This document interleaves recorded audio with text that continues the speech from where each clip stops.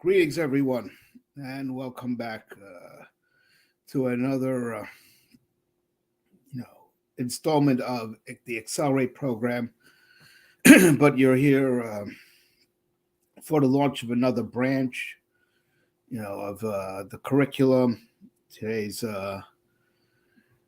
this session launches the Taryag Mitzvos segment of the program, where we're going to survey the 613 mitzvahs. What are the main issues contained within each mitzvah, and where you would find this mitzvah and those main issues in the Chumash, the Talmud, the Rambam, and the Shulchan Aruch. It's going to serve as a real halachic orientation and mapping of the Torah. So you may not know all the details, but you'll know what the main issues are.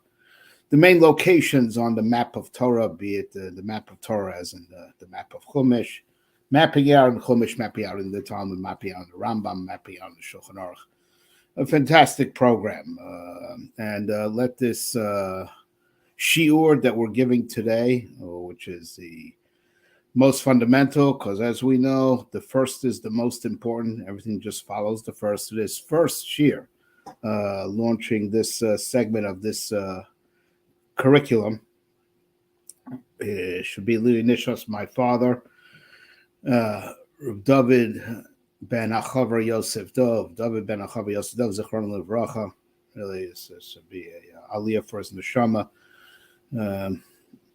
During Hanukkah, you don't daven for the Amud, certainly not Shacharis because of the hollow. So this should be instead of all the Kaddishes missed because of the Simcha of the Yom Tov. And for any other reasons, let this shiur be an Ilui Neshama for him.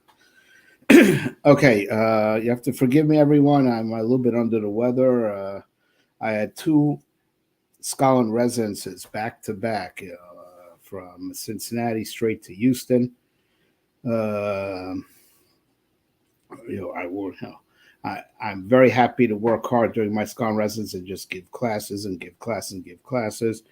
Didn't really have enough time to recuperate between one and the other, and the weather started getting colder, and I caught cold. So please, you'll hear it in my voice, and you'll forgive me if I have to sip some hot drink. While we're learning. I made a bracha on it before I started this recording. Anyways, without further ado, before we actually get into the 613 mitzvahs, we are going to give an introduction to them.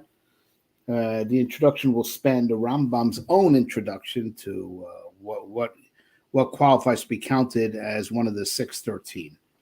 So let us begin by steering directly into the question: what do we mean that there are only six? I know 613 sounds like a big number, but if you've observed halacha for any stretch of time in your adult life, where you take notice of things, you realize there's no way there's only 613 do's and don'ts cumulatively. Right, just in the laws of Shabbos, right? Just in what's prohibited to do on Shabbos, biblically prohibited. I believe it's Yerushalmi that says, Rabbi Yochanan Reish Lakish, they went through the 39 avos malachos that we will do also, by the way, in another segment, another part of the XLerate curriculum, as we promised. Right, so there are 39, main categories of prohibited activity. For each one of those 39, for each one of them, they found 39 derivatives. They're also biblically prohibited. So do the math. These are biblical prohibited. That minimally, you could get stoned for Chilul Shabbos for 39 times 39 ways. You guys do the math. Easily over 613, and that's just in one negative commandment of not doing malacha on Yom HaShabbos. Right? And of course, you will know the positive commandment of to be at rest on Shabbos. Okay, so, it's just one positive and one negative commandment contained, so many bona fide biblical isurim for which you get the death penalty for. There's not counting that there's also a lav of mechamer on Shabbos, which is only a lav. It's like the same as eating pork. It only gets lashes. Lav the mechaber, and there might be, I believe, tchumen. If you hold tchumen doiraisa, if you hold that way, tchumen is a lav. It's so it's it's. So figure out, look at how these are all implicit in lo sasa kom lacha. Right, so there's no way that that it's 613 do's and don'ts. Like I said, just the laws of Shabbos. I wonder why there's any regularity with the laws of Shabbos is Chelik Gimel and Dal the Mishnah Berurah. There's many more than just 613 do's and don'ts, and that alone, and that's one negative commandment out of the whole list of 365 negative commandments. Right? And and to positively be at rest is only just one positive commandment out of all of them, right? So, clearly these 613 mitzvahs are not singular do's and don'ts; they are files, right? There are 613 files, and each one of these files has a lot of bylaws that are included in this file.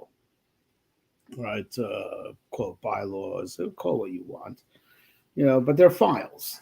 The 630, and the truth is, I do believe we mentioned this in another series.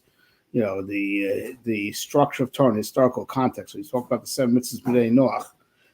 We mentioned then at the time, it's not 7 simple do's or don'ts. There's 7 files. Like they have the prohibition of idol worship. There's a lot of details to what they're prohibited to do. And it all falls within the file of the prohibition of idolatry, right? Now, they have a positive commandment to mete out justice, set up a justice system. There's a lot of details that you have to go through to fulfill that, right? Et cetera, et cetera. So mitzvos, when we say that the goyim have, 7 mitzvos, the b'nei Noach have 7 mitzvos, and usually we have 613 mitzvos. We're talking about files. So even though the term command, mitzvah literally means command, but these are files of commandments, of which there are many detailed commandments contained within these files. Not all the files are equally as large. Now, I'm sure lahavdil, in the state law or federal law, right? You'll have a section, the laws of, real estate law, and of which has so many. It's the files called real estate law, and there's so many, issues and sub issues and sub issues, right? The Taryag mitzvahs are no exception, right? So here's the question. So for what purpose did we decide, there's another issue that we will discuss. All right, 613. So first of all, do we have to believe that number? That somehow it'll come out to exactly 613? The Ramban in his introduction to the Sefer HaMitzvos, the introduction of his criticisms of the Rambam, opens up. He wrote it when he was a younger man. Subsequently, he came around to the Rambam's way of looking at it. The Rambam looked at it as 6. It must be 613. It must come out to 613, and it must come out to 248 positive commandments, 365 negative commandments. But so the Rambam wants to know, how is the Rambam that sure? Because there's a lot of things that in the Talmud, this one says it's obligatory. This one says, no, it's voluntary. This one says it's prohibited. So no, it's perfectly permitted. So one said, tell me this guy who has more prohibitions than the other guy doesn't have more than negative comments than the guy who says, well, these things are all mutter. And the one who has greater obligations, like Lolam Bem Ta'avodu and Vikina La'ishto, is it Rashus or Chova, the one who holds Chova, it's obligatory. So tell me he doesn't have more positive commandments than the guy who says, it's voluntary. All right, so that's the Ramban, brings a whole slew of questions where he just finds it hard to believe that every single Tana Namor came up exactly with 365 negative commandments and 248 positive commandments. How are you so sure? But he does admit to the Rambam in that same place that, that in Agadic literature, quote homiletics, drush from our Tanoim and Amoraim, in Midrashic literature, they always talk about there are 613 mitzvahs, 248 positive, 365 negative. And he admits to the problem that it's obvious that it caught on the notion that there are exactly 613 mitzvahs. He just can't understand why that should be. Because not everyone agrees on what's prohibited and not everyone agrees on what's obligatory, to do in the positive. So how is it that everyone somehow magically came up with the number 613, no matter what they hold on the details, right? Although, he wrote the criticisms on the Rambam Sefer Mitzvos when he was the younger man, his commentary on Chumash is the last thing he wrote. He sent it from Israel, where he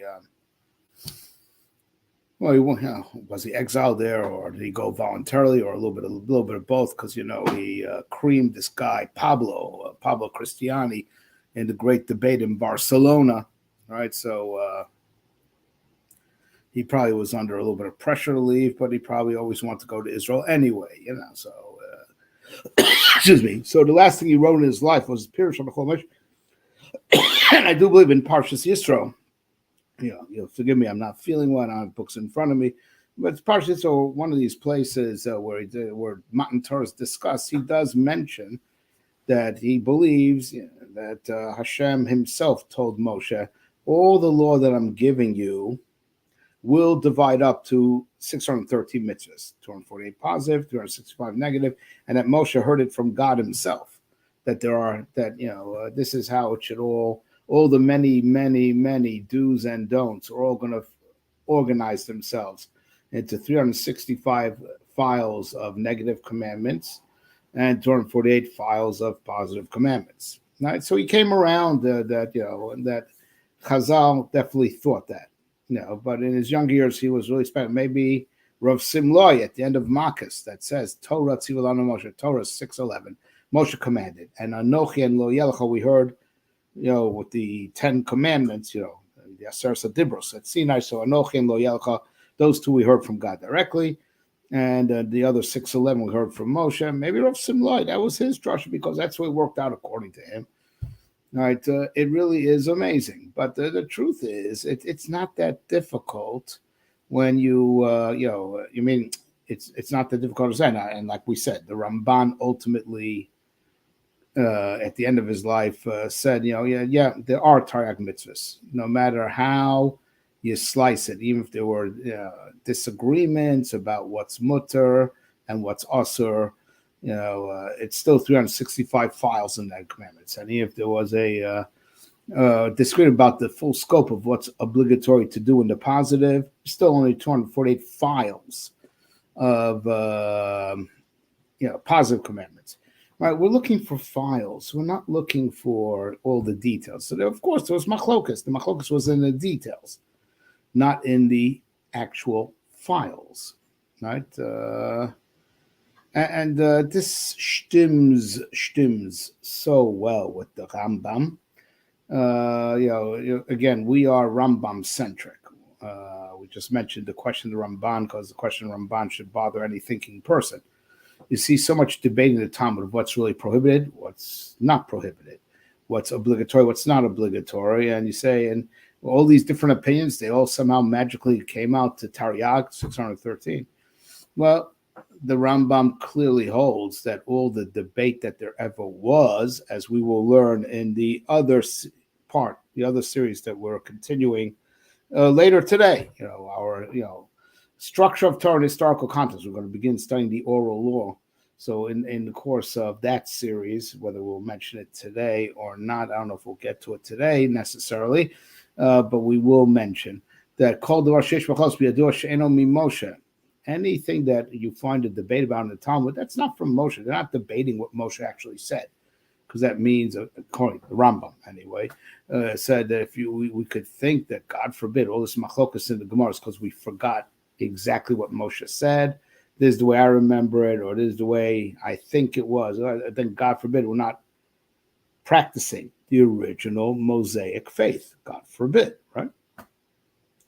So it has to be, therefore, that according to Rambam, all the machlokas are in the details, in the derivations, not in what Moshe originally said, but in the derivations, and that distinction we will point out yesterday in the class that we're going to give at noon Eastern time.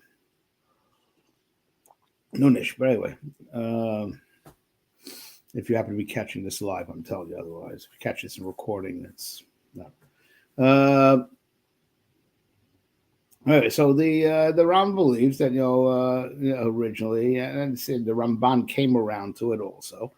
At the end of his life in his Pirush on Chumash, it says there's 613 mitzvahs, and God Himself told that number to Moshe. And but there's all these people arguing in the Talmud. They're arguing about the details. The details in the folders. The details in the folders. There's no challenge to the actual folders, that there are these folders. Okay. So as much, you have to forgive me, suffering from a flu. All right. As much as there is a great debate of the details of what's prohibited, details of what's obligatory, those are details within the folders, but all the folders are, as it were, universally agreed upon. Now, we will deal with some exceptions of where, and it's only a few instances. There are a few instances, I have to be perfectly honest. There are a few instances where, indeed, one Tana will, suggest a different folder instead of, but there's like a few and far between. But very generally speaking, broadly speaking, right, the argument was always on details, and those details were new law created by derivation, but there was no machlokas about what are the actual folders, with just very few, less than 10 exceptions from what I say off the top of my head, as we will see. All right. Again, according to the Rambam, right? Of course, there are other Rishonim that counted up the folders differently than the Rambam. I say, according to the Rambam, there were just with very few notable exceptions. The folders themselves are universal, right? And the machlokas was only on the details that are within the folders. Okay, so when I say a few notable exceptions, I'll explain that doesn't even sound as bad as it sounds. No, sorry, let me say it again. It is not as bad as it sounds, I mean to say. Because, the original folder that God told to Moshe was maybe very loosely defined, and this one defines it this way, the other one defines it that way, as we'll explain when we get to them. Right? But the main point I want to impart is that these are 613 folders, okay, and the details are still expanding because we're always writing new responsa to new questions that come up, right? But why are these folders important? Are these folders the best filing system? Is it just a filing system? Like we will demonstrate when we go through the structure of the Talmud, the Mishnah, I mean to say. The Mishnah, which the Talmud is just a commentary on. The Mishnah and the structure of the Rambam, that's a filing cabinet. And I don't think anyone disagrees that Rebbe created that filing cabinet. We could look for reasons why he created that filing cabinet, right? But the Gemara says once upon a time there were 600 orders of Mishnah, right? And they cut it down to 6 because it was just too much. Right? They had to create a more concise filing system, and the Rambam was not content with The way Rebbe did it as a way of encapsulating also all the details added by the Gemara. So the Gemara was superimposed on the Mishnah. Now you want to create a filing system that also contains the Gemara, what the Gemara superimposed on the Mishnah. So the Rambam created his filing system of 14 books, right? And of course, when we get to it, we'll show that there are good reasons for it, good philosophical reasons, but everyone will agree it was a filing system that we could have also done other filing systems also. It's of course, it is not without significance. It wasn't like just 6 is a good number, said Rebbe, or 14 is a good number, said the Rambam. Of course, they had their reasons, right? But they themselves would admit it didn't have to be filed this way. It could have filed a different way also, right? And that's different than the original God-given filing system of 613, because we believe. First, let's talk philosophically, because on this everyone could agree. And then we'll talk halachically, which might be a discussion only germane to the Rambam, right? But we believe that the number Taryag is, and this filing system is not just a practical filing system, because you want to put, all these many detailed laws into files. It's not arbitrary. It reflects, the complexity of man, and it reflects the complexity of the universe. And it reflects it in a perfect parallel, meaning to say, the human being, right? What makes up the human being? Also, Chazal say Taryag, 248 organs and 365 sinews. And say, oh, come on. We have trillions of cells, trillions probably. All right, a trillion is not a big number in the Biden administration. Everything starts at a trillion, I know, but it used to be a big number. Anyways, it's inflation. So we say, well, no, but these cells have grouped themselves into organs, Right? And if they would have not grouped themselves into these organs, the person would not be alive. Just a bag full of cells is dead. Right? A bag full of cells would just rot and decompose. Now, arranged, clumped together as these organs in this arrangement makes a living person that could generate new cells if necessary.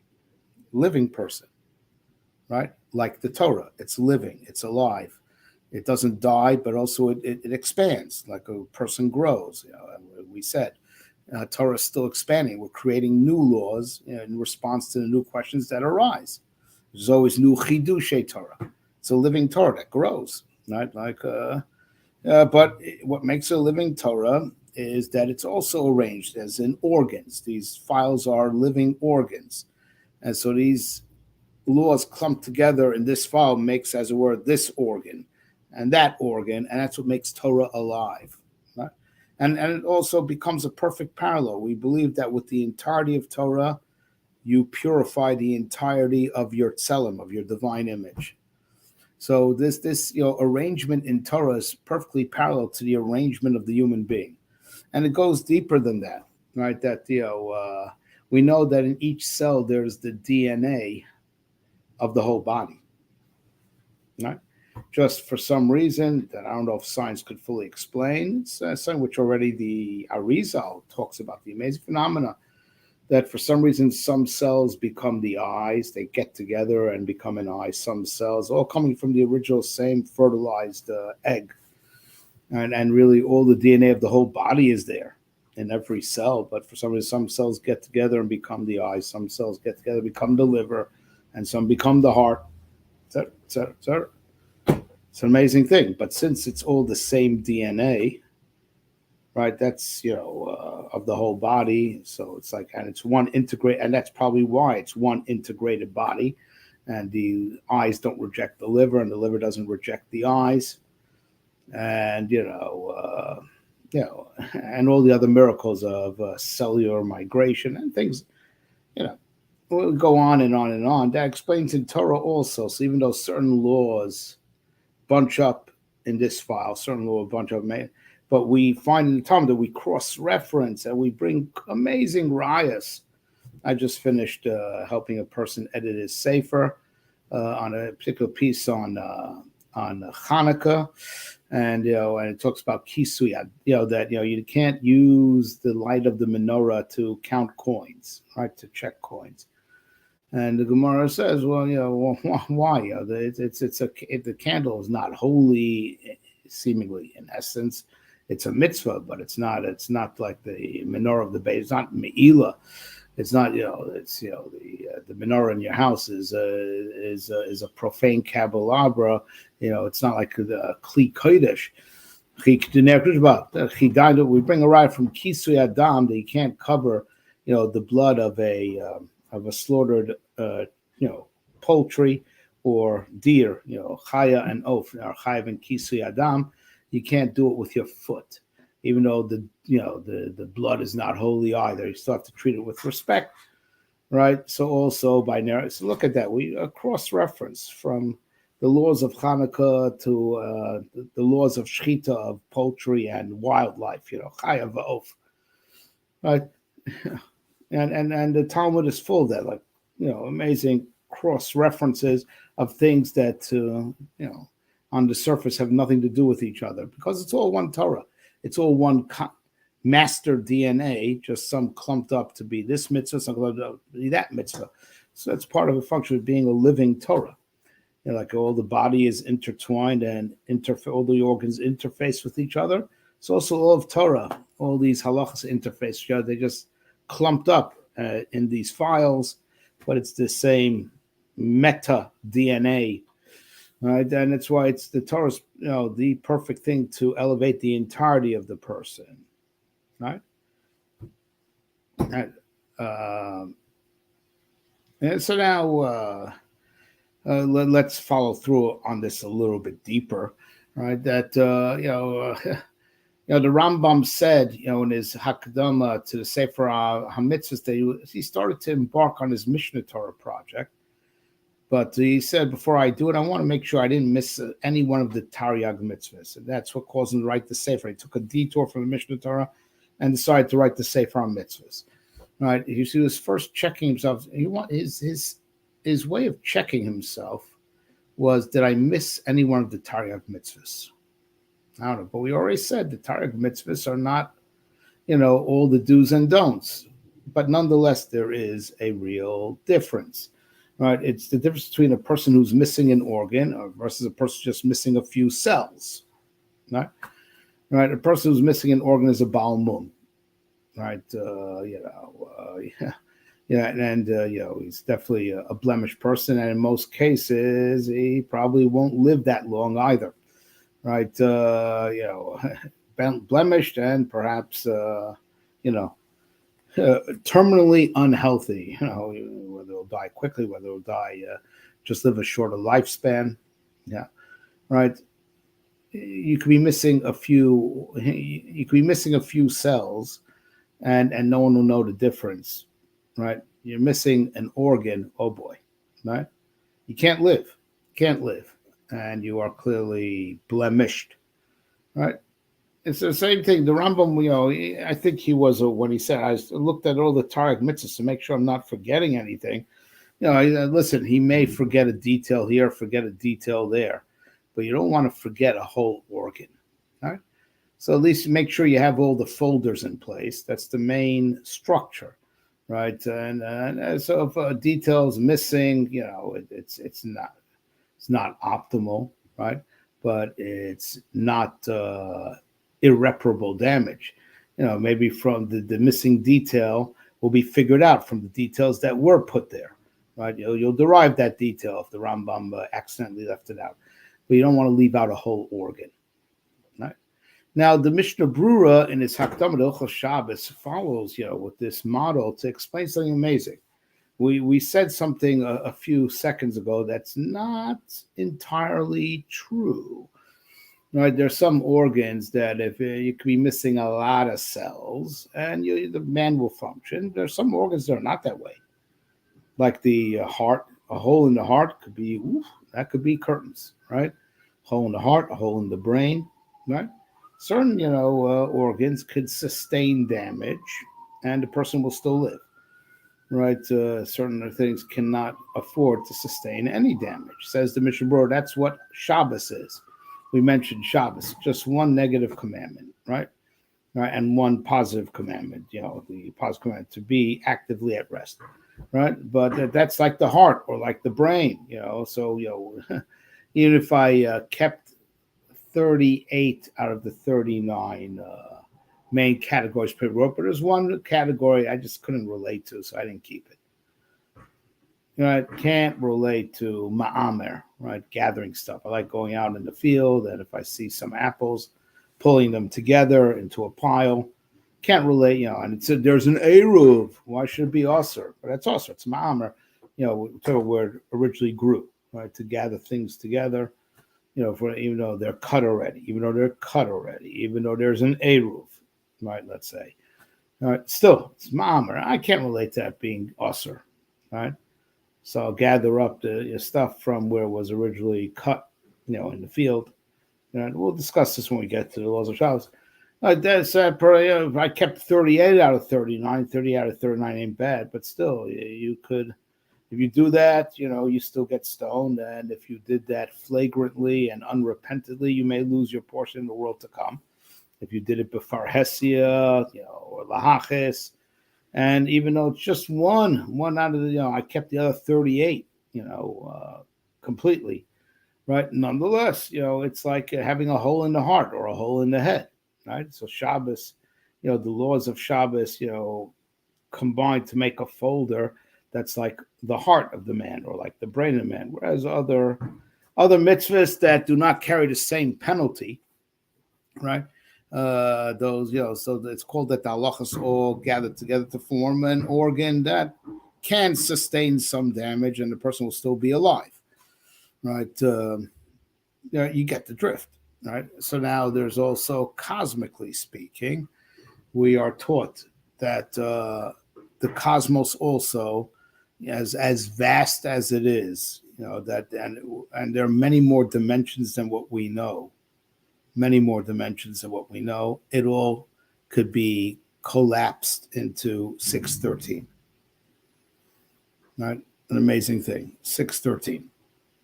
It's so this category of 613 is of tremendous cosmic importance. Right? It's not an arbitrary filing system created by God. Hey, let me give you a way to file it. Until you guys create the Mishnah, or until the Rambam writes his Mishnah Torah and his 14 books. These folders, call them folders. They're real. They parallel the complexity of the universe. They parallel the complexity of the human being, and therefore that explains that with Torah, if you do the entirety of Torah, you fix the entirety of the person, you fix the entirety of the universe. Right? And it's also and also for a person's spiritual well-being, it is good to know all the 613 mitzvahs and make sure to have not missed a single mitzvah that's obligatory upon you, because it's kind of like missing a whole organ, right? Not to advocate, missing any detail, but you understand the difference, the categorical difference of missing a few cells versus missing a whole organ. So it's important to be mindful of all the 613 that are incumbent upon you and to keep them. And by the way, even the ones that aren't incumbent upon you, you should learn, know the Torah of those 613 mitzvahs.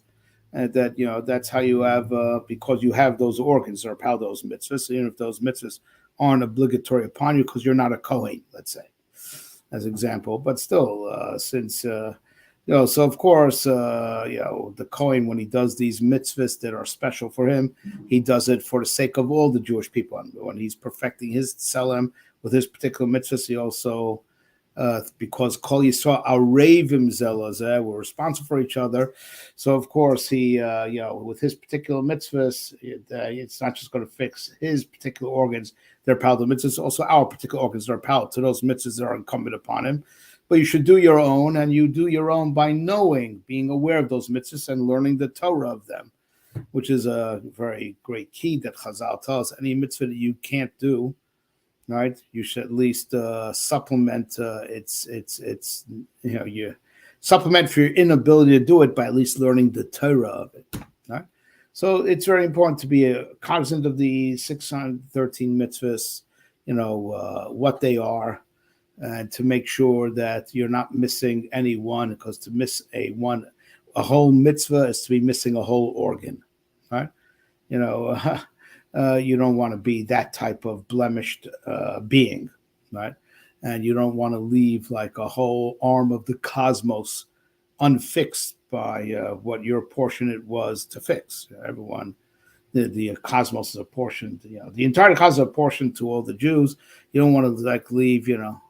It's like it's like leaving a whole room a terrible mess, right? As opposed to some details in the room weren't set up. We should try to be aware of the Taryag mitzvahs and be mindful to uphold them, right? Because you don't want to be missing a whole organ. You don't want to be missing a whole arm of the cosmos, right? But of course, we'll ideally strive to get to all the nitty-gritty details also. All right, but in the Rambam's world, right,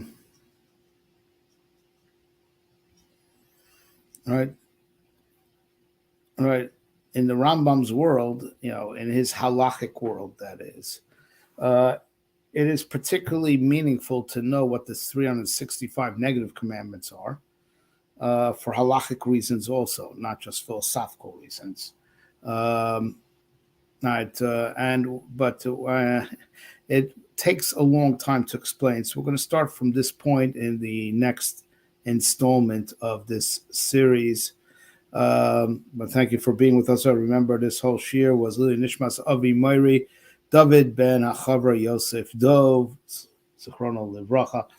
Okay, if you're catching this live, so in another half an hour or so from the time that I'm recording this, please catch the next installment of the structure of Torah, historical context, where today we begin to analyze the structure of the Torah Shebaal Peh in historical context. Kol Tov, everybody.